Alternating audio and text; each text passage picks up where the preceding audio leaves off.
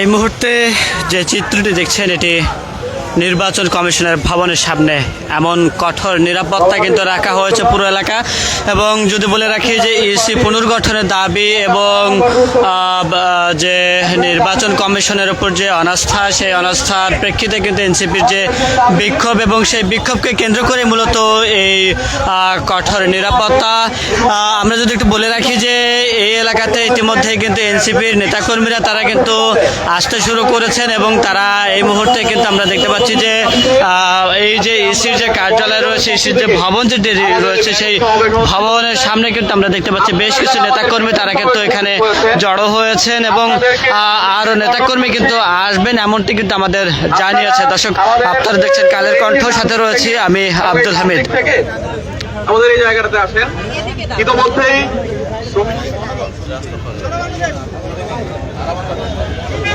জাতীয় শ্রমিক উইং এর পক্ষ থেকে, ঢাকা মহানগরের পক্ষ থেকে আমাদের প্রোগ্রামে যুক্ত হয়েছেন। যেটি দেখানোর চেষ্টা করছিলাম, এই মুহূর্তে দেখতে পাচ্ছেন যে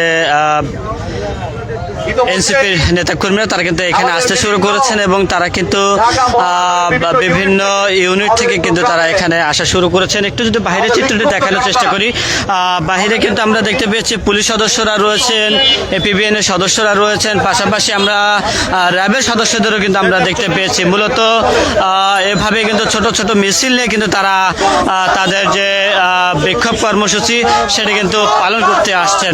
দর্শক, আপনারা দেখছেন কালের কণ্ঠ, সাথে রয়েছে আমি আব্দুল হামিদ এবং এই মুহূর্তে আপনাদের সরাসরি যুক্ত করেছি নির্বাচন কমিশনের যে কার্যালয়, সেই কার্যালয় থেকে আপনাদের সরাসরি যুক্ত করেছি।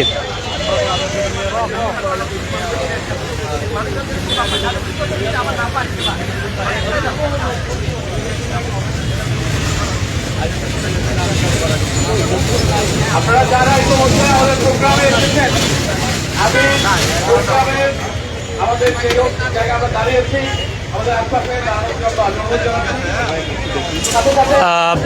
এখানে এই নির্বাচন কমিশন কার্যালয়ের নিরাপত্তার কথা ভেবে আমরা দেখতে পাচ্ছি যে বিমান বাহিনীর সদস্যদেরও কিন্তু এখানে আমরা দেখতে পাচ্ছি। অর্থাৎ এই ভবনের সামনে কিন্তু এই মুহূর্তে কড়া নিরাপত্তা ব্যবস্থা কিন্তু রাখা হয়েছে যেন কোনো প্রকার অপ্রীতিকর ঘটনা না ঘটে। এবং মূলত গতকালকে কিন্তু তারা এই এনসিপির পক্ষ থেকে এই যে কর্মসূচি, এই যে তাদের যে বিক্ষোভ কর্মসূচি সেটি কিন্তু ঘোষণা করে এবং সেই ঘোষণার জায়গা থেকে কিন্তু আমরা দেখতে পাচ্ছি যে এখানে বিমান বাহিনীর সদস্যরাও কিন্তু এখানে রয়েছেন।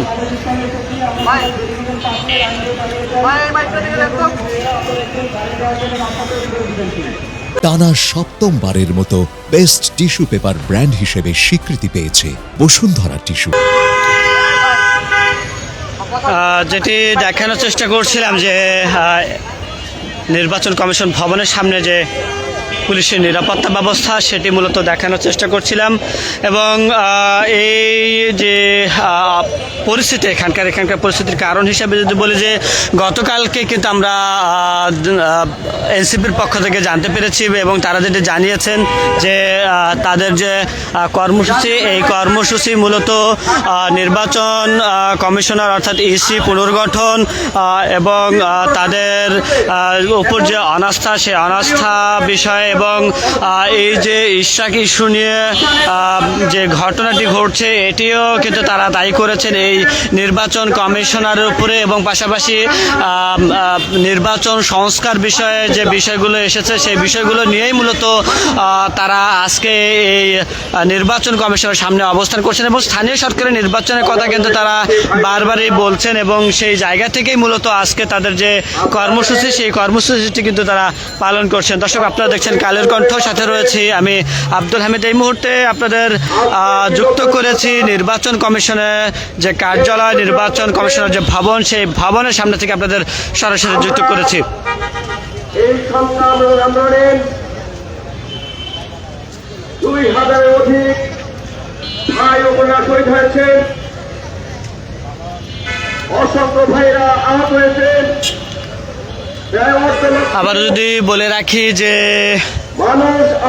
আজকের যে এই নির্বাচন কমিশনের সামনে যে এনসিপির বিক্ষোভ, এই বিক্ষোভের কারণ হিসেবে যদি বলি যে ইসি পুনর্গঠন, স্থানীয় সরকার নির্বাচন এবং ইসির প্রতি অনাস্থা, এই বিষয়গুলো নিয়েই কিন্তু তারা আজকে এই নির্বাচন ভবনের সামনে কিন্তু তারা বিক্ষোভ মিছিল করবেন এবং সেই জায়গা থেকে ইতিমধ্যে আমরা দেখতে পেয়েছি যে বেলা 11টার পর থেকে কিন্তু কিছু কিছু নেতাকর্মীরা তারা কিন্তু এখানে আশপাশে এলাকাতে কিন্তু আসতে শুরু করেন এবং এই মুহূর্তে কিন্তু আমরা দেখতে পাচ্ছি যে তারা তাদের বেশ কিছু সংখ্যক নেতাকর্মী তারা কিন্তু এখানে কিন্তু জড়ো হয়েছেন, সেই চিত্র কিন্তু আমরা দেখতে পাচ্ছি এবং তারা কিন্তু এখানে কথা বলছেন এবং এই যে গত 5 আগস্টের ঘটনা, সেই ঘটনাবহুল বিষয়গুলো নিয়েও কিন্তু তারা কথা বলছেন। দর্শক, আপনারা দেখছেন কালের কণ্ঠ, সাথে রয়েছে আমি আব্দুল হামিদ। এই মুহূর্তে আপনাদের সরাসরি যুক্ত করেছি নির্বাচন ভবনের সামনে থেকে। যে সমস্ত আইন আর কানুনের মাধ্যমে যে সমস্ত কাজকর্ম করা হবে তাকে আমরা বৈধ মনে করি না। যেহেতু এই নিয়োগটা বৈধ নয়, ইতি কার্যক্রম বৈধ নয়। ইতি একটার পর একটা সিদ্ধান্ত গ্রহণ করছেন যা 18 কোটি মানুষের যে দাবি দেওয়া, যে আকাঙ্ক্ষা তা পূরণ করছে না। ভাই আমার, বন্ধুরা আমার, আমরা তাই চাই এই ইসিকে বাতিল করে তো এই ছিল রাজধানীর নির্বাচন কমিশন অর্থাৎ আগারগাঁ যে নির্বাচন কমিশন, সেই নির্বাচন কমিশনের সর্বশেষ সংবাদ। আবার যুক্ত হবো, ততক্ষণ ভালো থাকুন, সুস্থ থাকুন, কালের কণ্ঠের সাথে থাকুন। নতুন ভাবে